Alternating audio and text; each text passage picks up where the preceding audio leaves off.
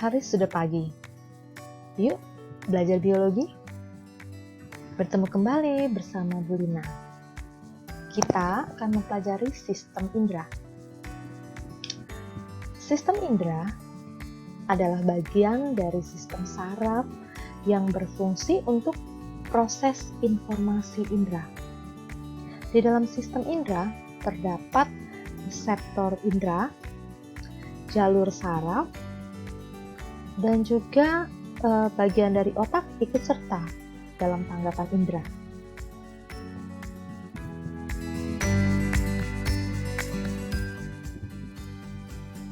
Indera berperan sebagai reseptor, yaitu bagian tubuh yang berfungsi sebagai penerima rangsangan. Nah, kita memiliki 5 macam indera, yaitu mata sebagai penerima rangsang cahaya. Reseptornya disebut fotoreseptor.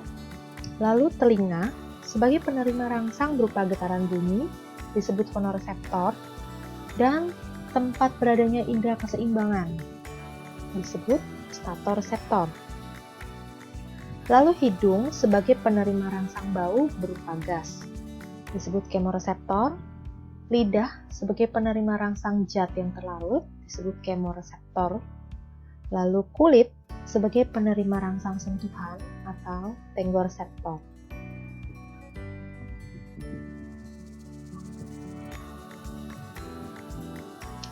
Mata merupakan indera penglihatan.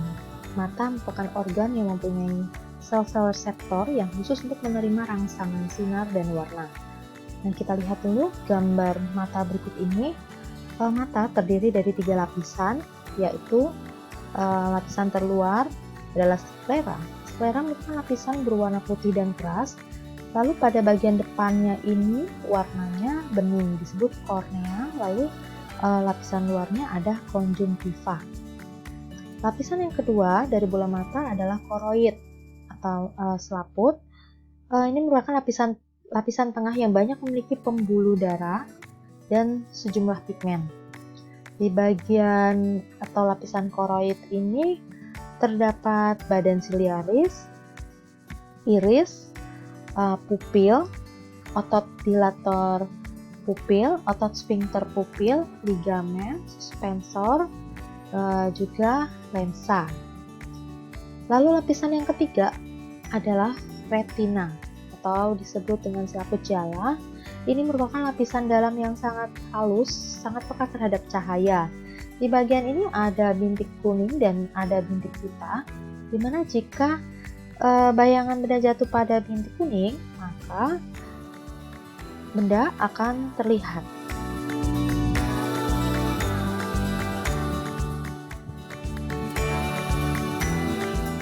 Retina mengandung kurang lebih 125 juta sel batang dan 6 juta sel kerucut.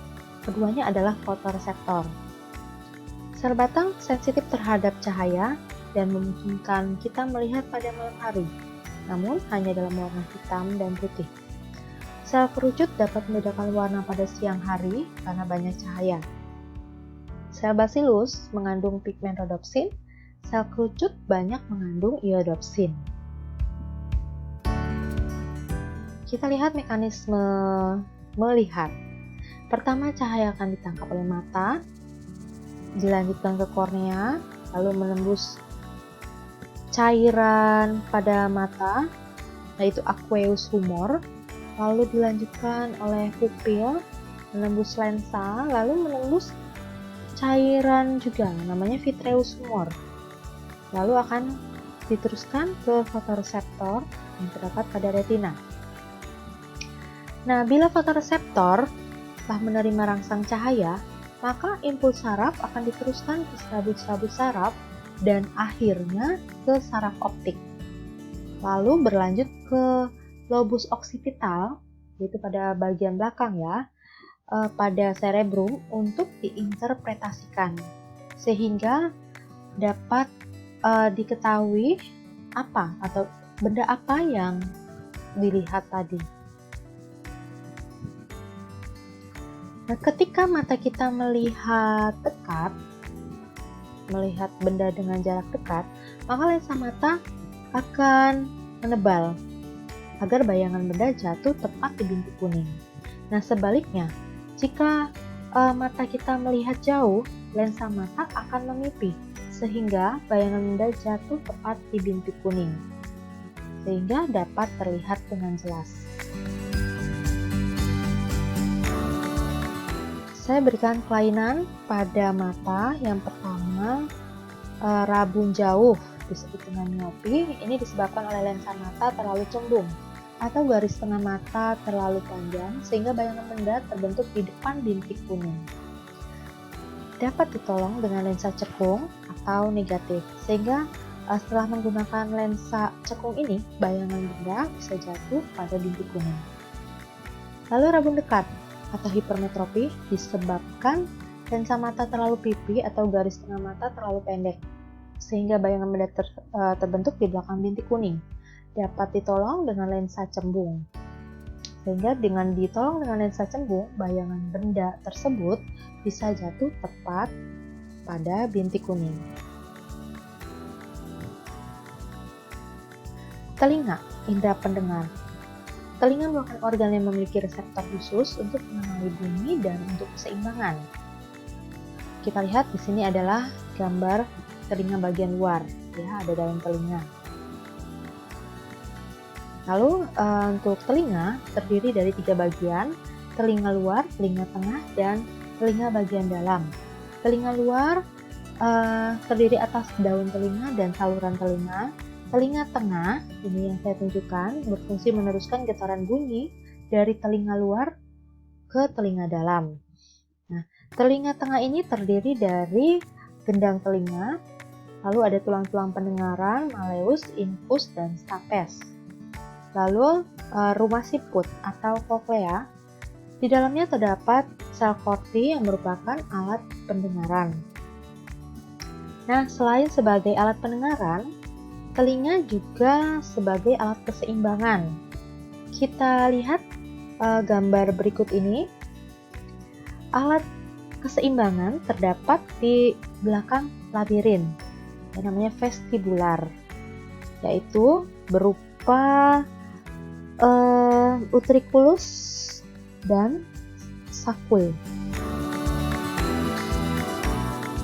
Dan juga ada 3 saluran setengah lingkaran.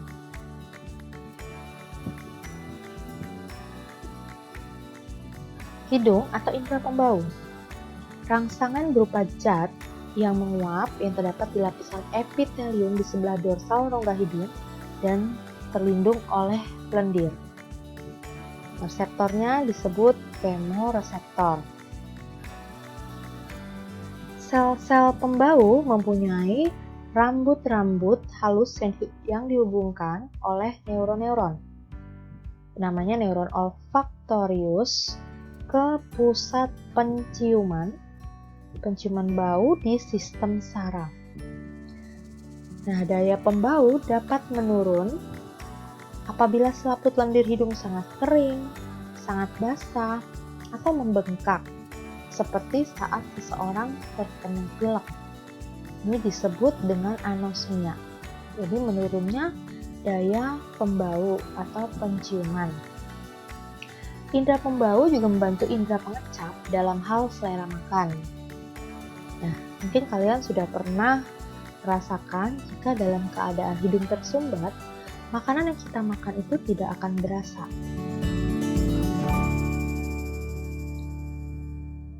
Lalu indera pengecap. Rangsangan berupa zat kimia zat terlarut, permukaan lidah banyak terdapat tonjolan kecil yang disebut papila. Nah, pada papila lidah terdapat indera pengecap. Indera pengecap berupa puting-puting pengecap yang dapat dibedakan atas bagian tepi untuk rasa manis, belakang untuk rasa pahit, samping untuk rasa masam, depan untuk rasa asin. Di bagian sini depannya ya. Lalu ini gambarnya, di sini ada umami. Ini adalah untuk mengecap rasa gurih. Lalu terakhir indera peraba atau kulit disebut sebagai tenggororeseptor, merupakan ekstroreseptor, sedangkan yang terdapat dalam tubuh sebagai interoreseptor adalah yang dapat merasakan haus, lapar, dan sebagainya. Pada kulit terdapat berbagai reseptor, antara lain ada corpus Pacini, yaitu reseptor tekanan kuat, corpus lupini, ujung saraf peraba dan reseptor panas, ujung saraf Krauss untuk reseptor dingin, corpuscula Meissner reseptor untuk sentuhan, lalu lempeng Merkel untuk reseptor sentuhan tangan, tekanan ringan. Kita lihat di sini letak-letaknya ya. Nah, untuk tadi nama-nama reseptornya. Oke, terima kasih untuk pertemuan kali ini. Jadilah pribadi yang terus belajar, bertumbuh, dan bermanfaat. Tuhan Yesus memberkati.